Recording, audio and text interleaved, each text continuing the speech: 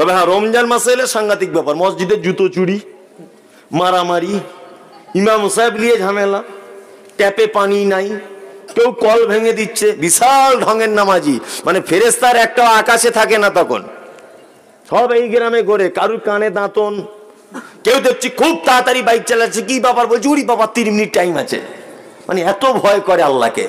নামাজ শেষ, মালদা জোজবাড়ি সিনেমা হলে পাঠানের টিকিট কেটে রেখেছে 4 দিন আগে, যে ঈদের দিনেই ফাঁস হয়ে চলে যাব।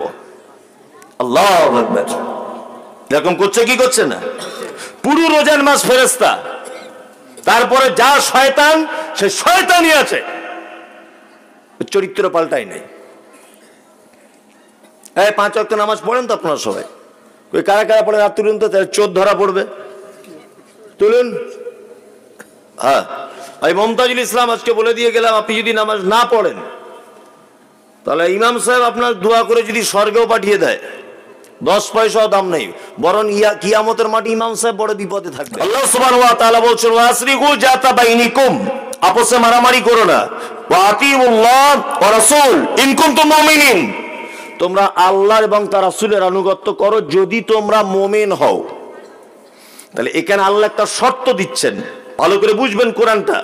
আল্লাহ বলছে ইন কুনতুম মুমিনিন, যদি তোমরা মুমিন হও, তাহলে আনুগত্য করতে হবে কার?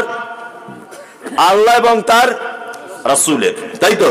আচ্ছা, মাঝখানে আর কারো আনুগত্য করা যাবে? যাবে? যাবে না। আল্লাহ তাআলা পবিত্র আল কোরআনের ভিতরে বলছেন, মা আতাকুমুর রাসূল ফাখুযুহু ওয়া মা নাহাকুম আনহু ফান্তাহু, আমার নবী তোমাদেরকে যেটা দেয় তোমরা গ্রহণ করো, আমার নবী তোমাদেরকে যেটা নিষেধ করে অবশ্যই তোমরা সেটা বর্জন করো।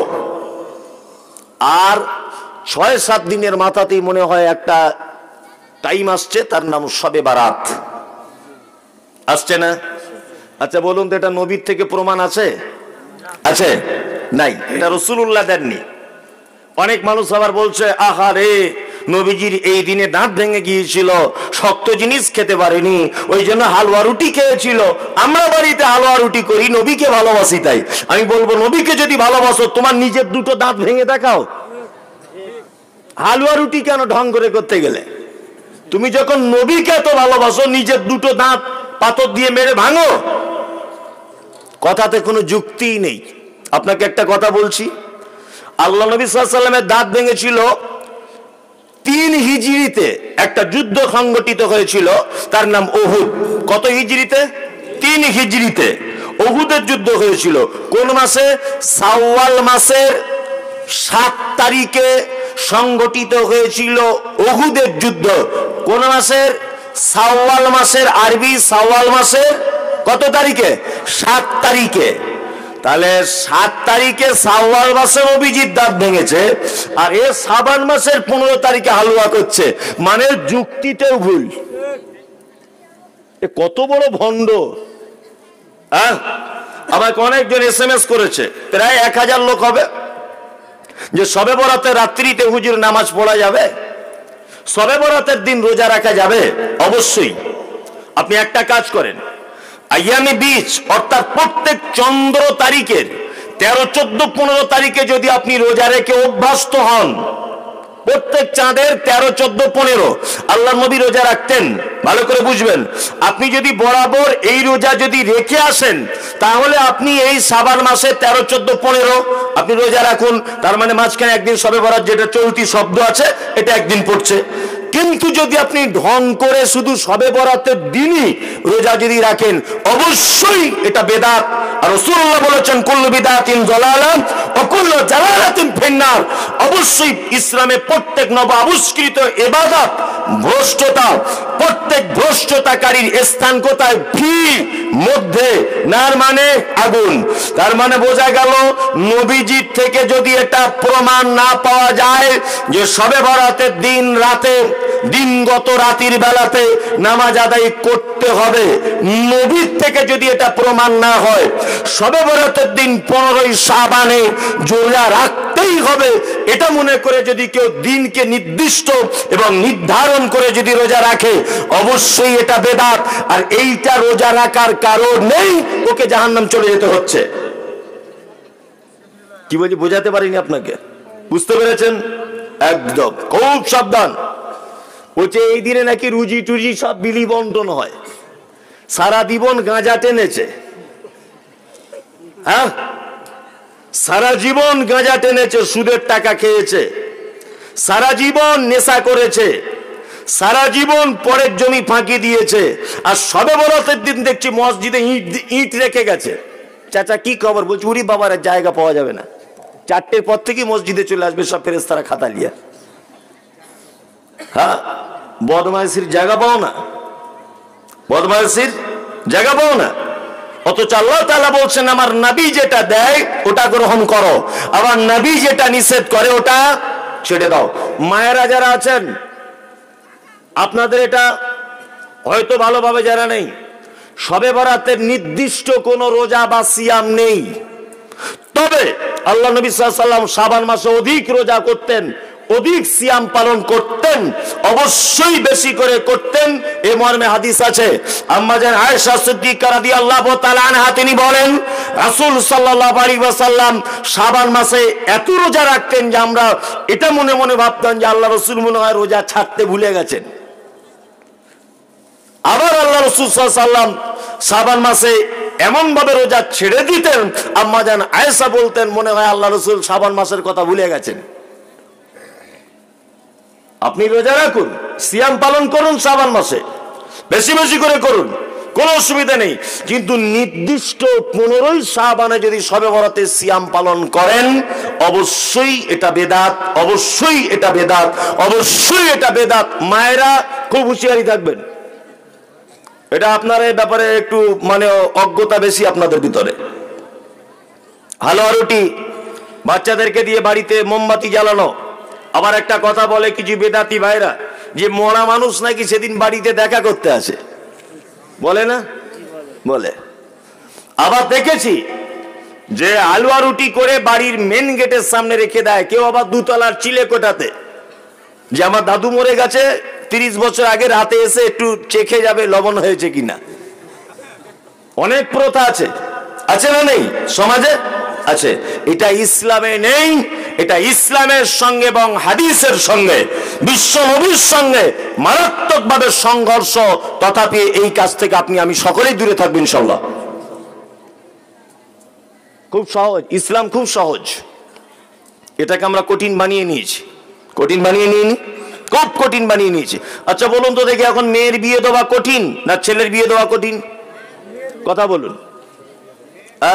মেয়ের বিয়ে দেওয়া সামাজিক ভাবে কঠিন। একটা মেয়ের বাপ মানে তার এখন 5 লাখ টাকা জোগাড় করে রাখতে হবে।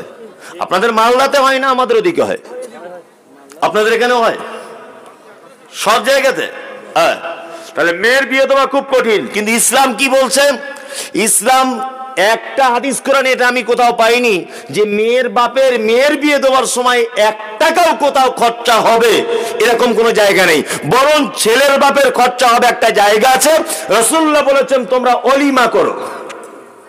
ছেলের পক্ষে কি করতে হবে? অলিমা, তাই না? একটা বকরি কাটলেও তো কাটতে হবে, সেটা খরচা কি খরচা নয়? খরচা। এবং মেয়েকে পরিমাণ মতো মোহর দিতে হবে, এটাও একটা খরচা। আচ্ছা, মেয়ের বাপের কোনো খরচা হবে ইসলাম কোথাও বলেছে? বলেনি। তার মানে ইসলাম মেয়ের বাপের জন্য খুব সহজ, কিন্তু সমাজ মেয়ের বাপের জন্য কঠিন পরিস্থিতি দাঁড় করিয়ে দিয়েছে। সমাজ, আমরা বলেছি যে আপনার আব্বা যখন মারা যাচ্ছে রাসূলুল্লাহ বলেছেন তোমার আব্বাকে যদি শেষ বাক্যটা হয়, তোমার ভাইয়ের, তোমার মায়ের, তোমার স্ত্রী, তোমার শেষ বাক্যটা যদি হয় লা ইলাহা ইল্লাল্লাহ, আল্লাহর নবী বলছেন লোকটা জান্নাত চলে যাবে। শেষ বাক্যটা যদি কি হয়? লা ইলাহা ইল্লাল্লাহ, কোথায় চলে যাবে? জান্নাত চলে যাবে। আমার আব্বা মারা যাবেন, বিছানায় শুয়ে আছেন, ইমাম সাহেবের কাছে গেলাম বা মাদ্রাসার কোন শিক্ষকের কাছে গেলাম, গিয়ে বলছি যে আমার আব্বা তো প্রায় যায় ভাব, একটু ব্যবস্থা কিছু করুন। ইমাম সাহেব তখন বলছে আস্তাগফিরুল্লাহ, একটু আগে বললেন না ভাই? ওই তো আমাদের মাদ্রাসা থেকে 4টা হাফেজ সাহেবকে নিয়ে যান, গিয়ে সূরা ইয়াসিনটা পড়িয়ে দেন। ওরা গিয়ে দুলে দুলে দুলে দুলে দুলে দুলে ইয়াসিন সূরা পড়তে লাগলো। ভালো করে বুঝবেন, এক পর্যায়ে ওর বাপ মারা গেল, এক পর্যায়ে ওর বাপ মারা গেল। আল্লাহর নাবিরটা কানা হুজুর আল্লাহর নবীরটা দেখতে পেল না, কানা হুজুর নিজের পদ্ধতিতে ইয়াসিন সূরাটা দেখতে পেল। অথচ আল্লাহর নবীর এরকম কোন হাদিস নাই যে মানুষ মারা গেলে তার মাথার কাছে বসে কোরআন মাজিদ তেলাওয়াত করতে হবে। আমি মুমতাজুল ইসলাম এরকম একটা হাদিস আমার চোখে নাই। অথচ রাসূলুল্লাহ একটা সহজ পদ্ধতি বলেছেন, সে যদি মরার আগে একবার লা ইলাহা ইল্লাল্লাহ বলে দিতে পারে তাহলে জান্নাত চলে যাবে। তাহলে বলুন, আমরা এই জায়গাটা সহজ জায়গা ছিল, আমরা মাদ্রাসা থেকে ছেলে মেয়ে ডেকে এনে ঢং করে কোরআন মাজিদ পড়িয়ে জায়গাটা কঠিন করলাম কি করলাম না? করে দিলাম। আর একটা সহজ উপায় বলি, আল্লাহ নবী সাল্লাল্লাহু আলাইহি ওয়াসাল্লাম, একটা লোক যখন মারা গেছে তার বেটা দুটো কাজ করতে পারে। কটা? দুটো। এক, তার বেটা দোয়া করবে, রব্বির হামহুমা কামা রাব্বায়ানি সগীরা, আল্লাহ তুমি আমার আব্বাকে ক্ষমা করে দাও, আল্লাহ তুমি আমার দাদুকে ক্ষমা করে দাও, আল্লাহ তুমি আমার মাকে ক্ষমা করে দাও, দোয়া করবে। নাম্বার 2, তার আব্বা মায়ের জন্য ভালো কিছু দান করবে, সাদকা করবে। মসজিদে একটা পাখা কিনে দেবে, মাদ্রাসায় দুটো কোরআন মাজিদ কিনে দিবে, এই মাদ্রাসার ছাদ ঢালাই হবে 1 কুইন্টাল রড কিনে দেবে, এই দান করবে। দান করলে অবশ্যই নাকি পাবে। তাহলে বাপ মারা গেলে বেটার উপরে দায়িত্ব কটা? দুটা। দোয়া করবে আর সাদকা করবে, তাই তো? এখন এই কানা হুজুর এটা নিল না। কানা হুজুর দেখছি জানাজাতে দাঁড়িয়েই বলছে, মোহাম্মদ শফিক মারা গেছে, কারু কাছে ঋণ টিন করে থাকলে আল্লাহর হস্তে ক্ষমা করে দেবেন, আর যদি পাওনা থাকে তোর বেটাদেরকে বলবেন দিয়ে দেবে, ভুল ত্রুটি থাকলে ক্ষমা করে দিবেন সকলেই। এই পথের পথিক সবাই দোয়া করবেন যাতে লোকটা জান্নাতবাসী হোক। এই মুমতাজুল ইসলাম সবার জন্য দোয়া করবো কেন? ও জীবনে কোনোদিন নামাজ পড়েনি, তার জন্য কেন আমি দোয়া করতে যাব? ও তো জীবনে কোনোদিন মসজিদে যায়নি, 5 ওয়াক্ত নামাজ পড়েনি, ওর জন্য কেন আমি দোয়া করতে যাব? আশ্চর্য ব্যাপার। আল্লাহ তাআলা পবিত্র আল কোরআনের ভিতরে বলছেন, মা সালাকাকুম ফি সাকার ক্বালু লাম নাকু মিনাল মুসাল্লিন। একজন জান্নাতি একজন জাহান্নামীকে সেদিন দেখে বলবে, তুমি কেন ভাই জাহান্নামে, আমি আজকে জান্নাতি। তখন সেই জাহান্নামী বলবে, ক্বালু লাম নাকু মিনাল মুসাল্লিন, আমি শুধুমাত্র জাহান্নামে এসেছি একটাই কারণ, আমি নামাজি ছিলাম না। তার মানে বোঝা গেল নামাজি মানে বেনামাজি মানে জাহান্নাম, বেনামাজি মানে জাহান্নাম। রাসূলুল্লাহ বলেছেন, বাইনাল আবদি বাইনাল কুফরি তারকুস সালাত, যে ব্যক্তি সালাতকে অস্বীকার করে দেয় সে কি হয়? কাফের হয়। সাহাবায়ে কেরামগণ এটা ভাবতেন যে মানুষ সালাত আদায় করে ও মুসলিম, যারা সালাত আদায় করে না ও ইসলাম থেকে বার হয়ে চলে গেছে। সুপ্রিয় শ্রোতা মণ্ডলী, ইমাম সাহেব আপনি দোয়া করেন কেমন করে যে আল্লাহ লোকটাকে জান্নাত দিয়ে দাও? ও তো জীবনে কোনোদিন নামাজ পড়েনি, আল্লাহর ভাষাতেও জাহান্নাম চলে যাচ্ছে। আর আল্লাহ তাআলা বলেছেন, নবী আপনি মুশরিকদের জন্য কখনো প্রার্থনা করবেন না। আপনি এখনো পর্যন্ত 5 ওয়াক্ত নামাজ পড়েন না। তবে হ্যাঁ, রমজান মাসে এলে সাংঘাতিক ব্যাপার, মসজিদে জুতো চুরি, মারামারি, ইমাম সাহেব নিয়ে ঝামেলা, ট্যাপে পানি নাই, কেউ কল ভেঙে দিচ্ছে, বিশাল ঢঙের নামাজি, মানে ফেরেশতার একটা আকাশে থাকে না তখন। সব এই গ্রামে ঘোরে, কারুর কানে দাঁতন, কেউ দেখছি খুব তাড়াতাড়ি বাইক চালাচ্ছে, কি ব্যাপার? বলছি উড়ি বাবা 3 মিনিট টাইম আছে। মানে এত ভয় করে আল্লাহকে। নামাজ শেষ, মালদা জোজবাড়ি সিনেমা হলে পাঠানের টিকিট কেটে রেখেছে 4 দিন আগে, যে ঈদের দিনেই ফাঁস হয়ে চলে যাব। আল্লাহু আকবার। এরকম করছে কি করছে না? পুরো রোজার মাস ফেরেশতা, তারপরে যা শয়তান সে শয়তানই আছে, চরিত্র পাল্টাই নাই। 5 ওয়াক্ত নামাজ পড়েন তো আপনারা সবাই? ওই কারা কারা পড়েন আর তুলুন তো, চোর ধরা পড়বে, তুলুন। হ্যাঁ, আমি মুমতাজুল ইসলাম আজকে বলে দিয়ে গেলাম, আপনি যদি নামাজ না পড়েন তাহলে ইমাম সাহেব আপনার দোয়া করে যদি স্বর্গেও পাঠিয়ে দেয় 10 পয়সাও দাম নেই, বরং কিয়ামতের মাঠে ইমাম সাহেব বড় বিপদে থাকবে, খুব বড় বিপদে থাকবে। কেন ওর জন্য দোয়া করতে যাবেন? জীবিত অবস্থায় থেকে দোয়া করে করে করে করে ওকে পাড়া গেল না, মরণের পরে দোয়ার বেশি ঢং বেড়েছে নাকি? আল্লাহু আকবার। ইমাম সাহেব দাঁড়িয়ে তারপরে বলছে, আমার আব্বা মারা গেছে। এই লোকটা তখন বলছে কাঁদতে কাঁদতে, আমার আব্বা মারা গেছে, ওই যারা কবর খুঁড়েছেন অবশ্যই 4 দিনের দিন আমাদের বাড়িতে আসবেন, আর 40 দিন যেদিন হবে 4টে গরু করব, কেউ ভুলবেন না যেন। কি বলছি বুঝতে পারছেন না? এটা ইসলামে আছে? তার মানে একটা লোক বেঁচে থেকে যত বিপদে ছিল, মরে যাবার পরে সে তার বেটাদের কাছে বড় বিপদ করে দিয়ে গেছে। সে করেনি, সমাজ করেছে। কেন ভোজ করতে যাবেন আপনি গরু কেটে? কিসের কারণে? বেঁচে থাকা অবস্থায় জীবনে বাপকে খেতে দেয়নি, মারা গেছে গোটা গরু জবাই করে খেতে দিচ্ছে। মানে বাপকে কি ভালোবাসে, মানে কাঁচা কুঞ্চিলিয়ার পাছাতে বাড়ি চালানো দরকার। বিয়াদব কোথাকারে। বেঁচে থাকা অবস্থায় তোমার বাপ মাকে কোনোদিন খোঁজ নাওনি, আর মারা গেছে ঢং করে গরু জবাই করছে। আর কিছু নির্লজ্জ আছে সমাজে, দেখতে পাচ্ছি এই দাওয়াত বাড়িতে খেতেও যাচ্ছে। আশ্চর্য ব্যাপার। যদি বলছেন এই বক্তব্যগুলো আমাদের গ্রামে না দিলেও হবে, আমাদের গ্রামে সব নেই। আপনার জন্য তো শুধু দিচ্ছি না, কাল সকালে যে সোশ্যাল মিডিয়াতে এরকম বেদাতিরা শুনবে লক্ষ লক্ষ। কি বলছি বুঝতে পারছেন না? সব কথা আপনার জন্য নয়। আমি জানি আপনার সহি আকীদার মানুষ, এই গ্রামে সব হয় না। হয় না তো? হয় না তো? হয় না। যদি বলছেন তাহলে বলছেন কেন? এই যে সোশ্যাল মিডিয়াতে কিছু বেদাতি ভাইরা, কিছু মুসলিম ভাইরা তারা শুনছে, তারা শুনে এগুলো ভাবতে থাকুক। এই বক্তব্যগুলো তাদের জন্য, আপনারা আপনাদের জন্য যেটা সেটা অ্যাকসেপ্ট করুন। খুব বিনীত অনুরোধ, আপনি আর কবে মসজিদে আসবেন বলুন? কবে? আপনার কি একটুখানি শিক্ষা হয় না যে সিরিয়াতে, তুরস্কের মাটিতে কি ঘটনা ঘটলো? আল্লাহু আকবার, আল্লাহু আকবার। বিজ্ঞানীরা বলছেন যে ভূমিকম্পটি উৎপত্তি হয়েছে মাটি থেকে 8 কিলোমিটার মাটির নিচে। পেপারে পড়েছি আমি, 8 কিলোমিটার মাটির নিচে ভূমিকম্প হয়েছে। সেই 8 কিলোমিটার নিচেই ভূমিকম্প হয়েছে। তার ফলশ্রুতিতে সিরিয়া এবং তুরস্কের মাটিতে অজস্র বিল্ডিং ধুলোর মতো উড়ে চলে গেল। কত নিরীহ নিষ্পাপ শিশুগুলি মারা গেল, ছটফট করে মারা গেল।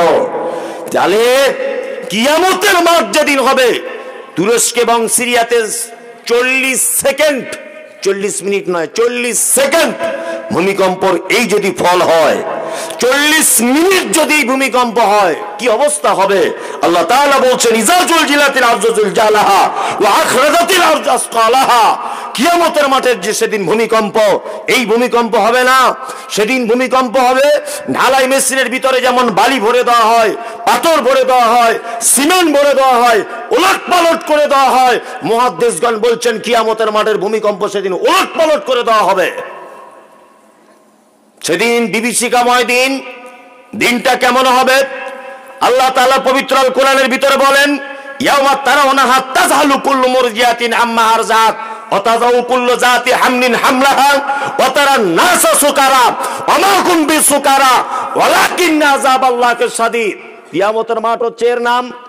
সেদিন একজন দুগ্ধ দানকারিনী মা তার বাচ্চাকে দুধ পান করাতে ভুলে যাবে।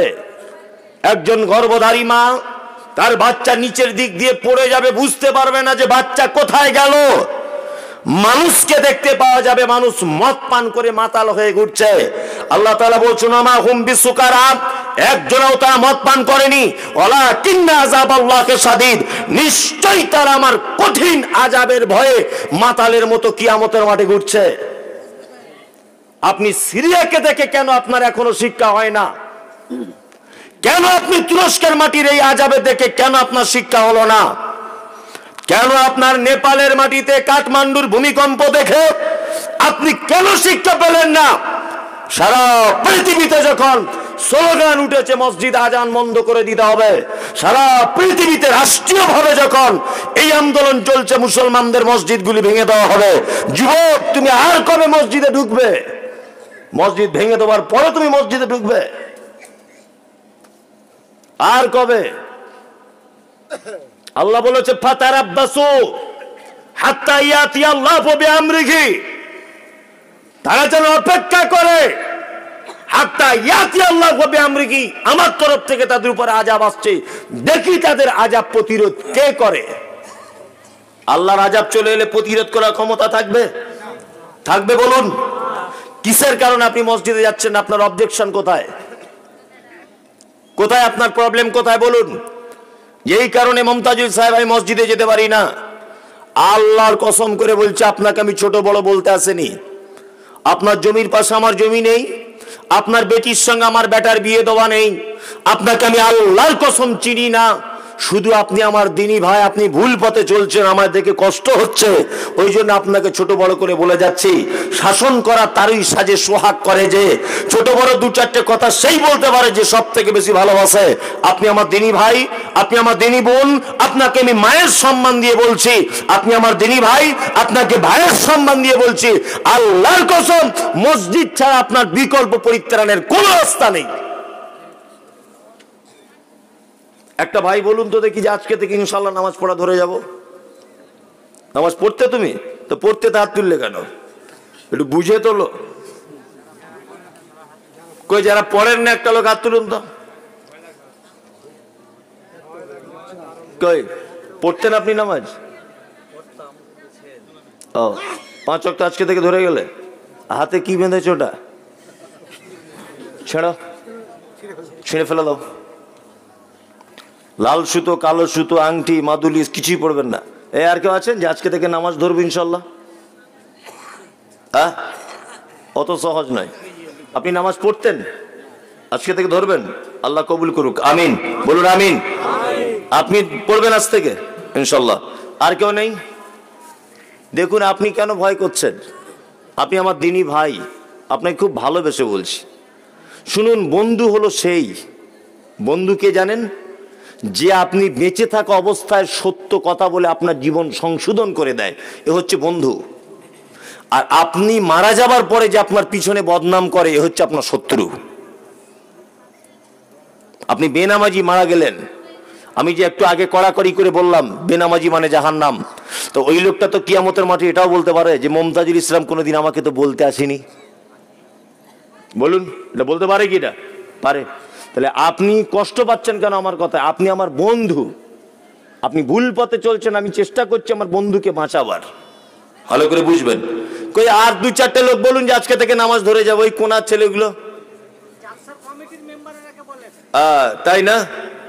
কমিটি মেম্বার কারা? চলো এখানে এসো সব। না তো বক্তব্য এখানেই শেষ হয়ে যাবে। তুমি নিজে মানবে না, আমাকে দিয়ে 2 ঘন্টা বক্তব্য দেওয়া হবে।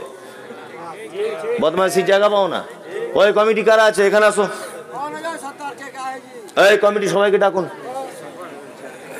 কেউ উঠবেন না, বসুন, বসে যান, চলে যান। কমিটি লোক কারা এখানে আসুন সবাই।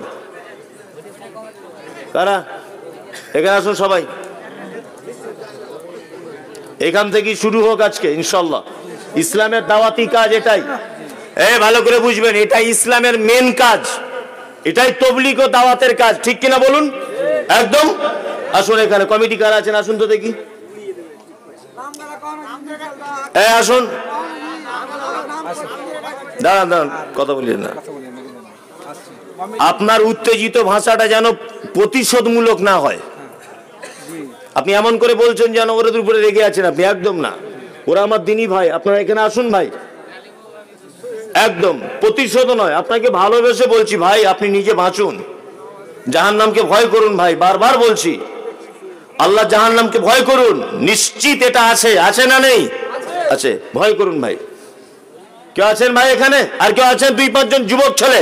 আরে না রে, তকবীরে হাতটা তুলুন না, যে নামাজ পড়ে ধরে যাবে ইনশাল্লাহ। যাই হোক, আসলে হাত তুলবে কেন? এখানে তো সব ধারের ব্যাপার। যদি বলতাম আমি এখন মমতা ব্যানার্জি 2000 টাকা দিয়েছে নোট 400 খানা, কারা কারা নিবেন হাত তুলুন। একটা লোকই দেখবেন 2 হাত তুলতো, নগদে নগদে। আর এখন নামাজ পড়তে হবে, মরার পরে রেজাল্ট। কেউ হাত তোলে? বিজ্ঞানের যুগে মানুষকে বোঝানো যায়? যায় না। তারপরেও আপনাকে দেখে খুব কষ্ট হচ্ছে, এই জন্য বললাম, তাছাড়া আর কিছু নয়। তাহলে আমাদের নাজাতের একটা উপায় হচ্ছে এই, যে কথা বলতে বলতে এসেছি, সেটা হচ্ছে আতিউল্লাহ বা আতিউর রাসূল। আল্লাহ এবং তার রাসূলের আনুগত্য করতে হবে, তাই তো? জি। তাহলে আমরা সমস্ত ক্ষেত্রে আনুগত্য কার করব? আল্লাহ এবং তার রাসূলের। আর কারো আনুগত্য করব না। কোন আউলিয়া আউলিয়া, পীর, গাউস, কুতুব, কারো আনুগত্য একদম চলবে না, ইসলামে নেই। চলুন, আল্লাহ তাআলা তারপরে বলছেন এখানে একটা কথা বলেছেন, ইন কুনতুম মুমিনিন, যদি তোমরা মুমিন হও। দেখুন তো একটা কথা আপনাদের বোঝাতে পারি কি আমি? আপনার ছেলে মাধ্যমিক পরীক্ষা চলছে না? আর একটা কথা মাঝখানে একটা বার্তা দিচ্ছি, মাধ্যমিক যে সমস্ত ভাইয়েরা বোনেরা তোমরা পরীক্ষা দিচ্ছ, রাস্তাঘাটে আমি দেখতে পাচ্ছি মারাত্মক মারাত্মক অ্যাক্সিডেন্টে অনেক স্কুল ছাত্রী মারা যাচ্ছে। এই বীরভূমের গতকালই দেখলাম সোশ্যাল মিডিয়াতে একটা মেয়ে মারা গেল, আল্লাহু আকবার। তার আগের দিনে হাতিতে একটা মেয়েকে মেরে দিয়েছে। রাস্তা দুর্ঘটনা সবসময় মারা যাচ্ছে। যে সমস্ত পরীক্ষার্থী ভাই বোন আছেন, আপনাদের কাছে বিনীত অনুরোধ, পরীক্ষার টাইমের অনেক আগে বাড়ি থেকে তোমার বাবার মোটরসাইকেলে করে সাবধানে আস্তে আস্তে করে আপনি আপনার মেয়েকে পৌঁছাবেন, তাড়াহুড়ো করবেন না। রাস্তাঘাটে দেখে শুনে পার হবেন, খুব সাবধানতা অবলম্বন করবেন। অনেক বাচ্চার অ্যাক্সিডেন্টে মারা যাচ্ছে, বিপদগ্রস্ত হচ্ছে। আল্লাহ আমাদের বাচ্চাদের সকলকে হেফাজত করে, বলুন আমিন।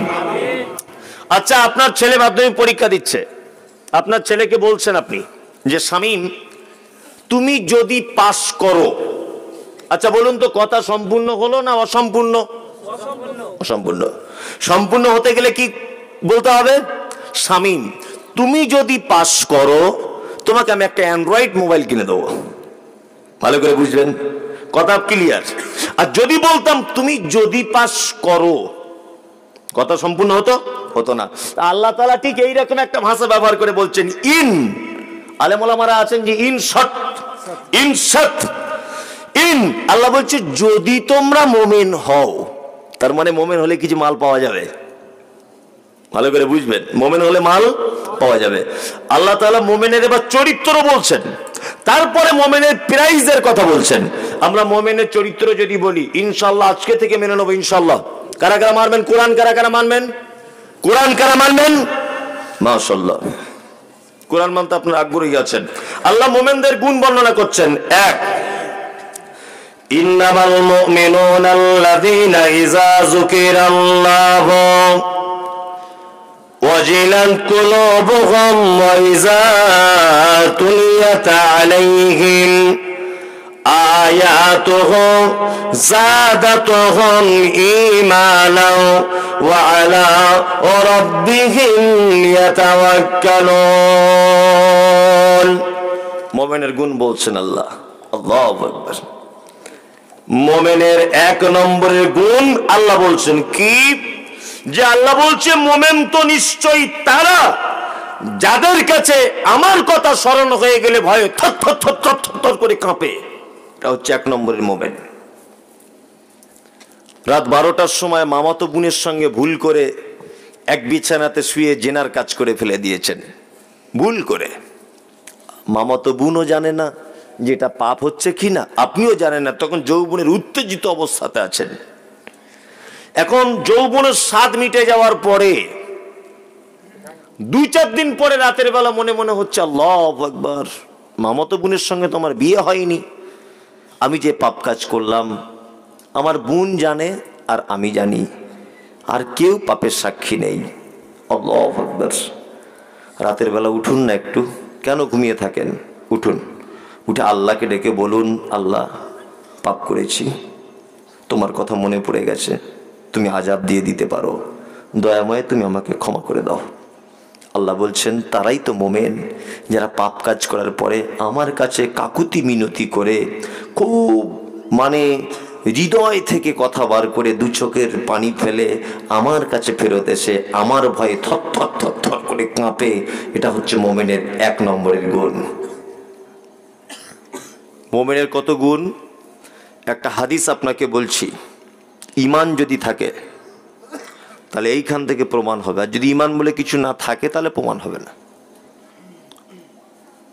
একজন মহিলা আল্লাহর নবী সাল্লাল্লাহু আলাইহি ওয়াসাল্লামের কাছে এসেছেন, গামিদি গোত্রের মহিলা। কোন গোত্রের? গামিদি। এই কথাগুলো খুব ইমোশনাল কথা, খুব মন দিয়ে শুনবেন। গামিদি গোত্রের মহিলা আল্লাহর নবীকে এসে বলছেন, ফাতাহহিরিনি ইয়া রাসূলুল্লাহ, হে আল্লাহর নবী আপনি একটু আমাকে পবিত্র করে দেন তো। আল্লাহ রাসূল বলছেন, মহিলা তুমি কি বলছো, কেন তোমাকে পবিত্র করব? মহিলা বলছেন, আল্লাহর নবী যেটা স্বামী স্ত্রী বৈধভাবে করে আমি সেটা অবৈধভাবে করে ফেলেছি, অর্থাৎ আমি ব্যভিচার করেছি। আল্লাহ রাসূল বলছেন, মহিলা তুমি কি জানো যে বিবাহের পরে যদি কেউ ব্যভিচারে লিপ্ত হয় তাহলে তাকে কোমর পর্যন্ত পুঁতে ইট বালি পাথর দিয়ে মেরে তাকে মেরে দিতে হবে? মহিলা বলছেন, আল্লাহর নবী অবশ্যই জানি, আপনারই মুখে এটা শোনা, জানি আমি। আল্লাহর নবী আপনি আমাকে সাজা দিয়ে দেন। বিশ্বনবী বলছেন, মহিলা হঠাৎ কেন তোমার এটা মনে হলো? মহিলা কাঁদো কাঁদো কণ্ঠে বলছেন, আল্লাহর নবী আপনি তো এটাও বলেছেন যে কোনো মানুষকে যদি কিয়ামতের মাঠে একদিন যদি দাঁড়িয়ে থাকতে বলা হয় সেই দিনটা হবে 50,000 বছরের সমান। ধরে নেন বিচার চলছে কিয়ামতের মাঠে, একজনের হিসাব হচ্ছে, আর একজনকে আল্লাহ বলছে, এই অমুক জায়গায় তুমি এখানে দাঁড়াও একদিন, তোমার একদিন পরে হবে হিসাব। এই একদিন যদি দাঁড়াতে বলে দিনটা হবে 50,000 বছর। আল্লাহ নবী সেই দিন আযাব থেকে আমি বাঁচতে চাই, দুনিয়াতেই আপনি আমাকে পাথর মেরে শেষ করে দেন। তখন আল্লাহ নবী বলছেন, তুমি অপরাধ করেছো, তোমার পেটের বাচ্চা তো অপরাধ করেনি, যাও বাড়ি চলে যাও। মহিলা বাড়ি চলে গেল। তারপরে আবার আসছেন, আল্লাহ নবী বলছেন, মহিলা তুমি বাচ্চা জন্ম দিবে, তোমার বাচ্চা দুধ পান করাবে, রুটি খেতে যখন শিখবে তোমার বাচ্চা, ওই রুটি যখন খাওয়া ধরবে তখন আমার কাছে আসবে, তোমার সাজা দিয়ে দেব। কিছুদিন পর মহিলাটি তার বাচ্চাকে কোলে নিয়ে বাচ্চার হাতে একটা রুটি সহ আল্লাহর নবীর কাছে এসেছেন। এসে বলছেন, আল্লাহর নবী আমি সেই মহিলা, আল্লাহর প্রতি কত ভয় দেখুন, আমি সেই মহিলা। আল্লাহর নবী বলছেন, বাচ্চাটাকে জমা দিয়ে দাও। বাচ্চাটা অন্য একটা মানুষের কাছে দেওয়া হলো। বিশ্ব নবী সাহাবায়ে কেরামদেরকে বললেন, যাও ওকে গিয়ে পাথর মেরে মেরে দাও, কোমর পর্যন্ত পুঁতে দাও। কোমর পর্যন্ত পুঁততে নিয়ে যাওয়া হচ্ছে। মহিলা বারবার বাচ্চার দিকে দেখছে আর অঝর নয়নে কাঁদছেন। পাথর মারা শুরু হয়ে গেল। আল্লাহ রসুলের একজন সাহাবী, নাম তার খালিদ বিন ওয়ালিদ। খালিদ বিন ওয়ালিদ বলছেন, আমি একটা বড় পাথর নিয়ে এত জোরে আঘাত করলাম, ব্যভিচার করেছে বলে, পাথরটা তার কপালে লেগে তার রক্ত ছিটকে আমার মুখে লেগে গেল। আমি তখন তাকে ভৎসনা করতে লাগলাম, এই অপবিত্র মেয়ে, তোমার রক্ত আমার মুখে এলো। বিশ্ব নবী দরজা খুলে বলছেন, খালিদ, ও খালিদ, তুমি কাকে ভৎসনা করছো? তুমি জানো এই মহিলাটি শুধু ব্যভিচার করেছে বলে এত অনুতপ্ত, নিজের দুধের বাচ্চাকে হাতে রুটি ধরিয়ে জমা করে দিয়ে মরতে বসেছে। আমি মুহাম্মদ সাল্লাল্লাহু আলাইহি ওয়াসাল্লাম বলছি, এই মহিলাটা এত তওবা করেছে, এর তওবাটা যদি মক্কার পাপী মানুষদের মাঝখানে বিলি বন্টন করে দেওয়া হয়, একজন মহিলা তওবার কারণে অসংখ্য পাপী মানুষরা ক্ষমা পেয়ে জান্নাত চলে যাবে।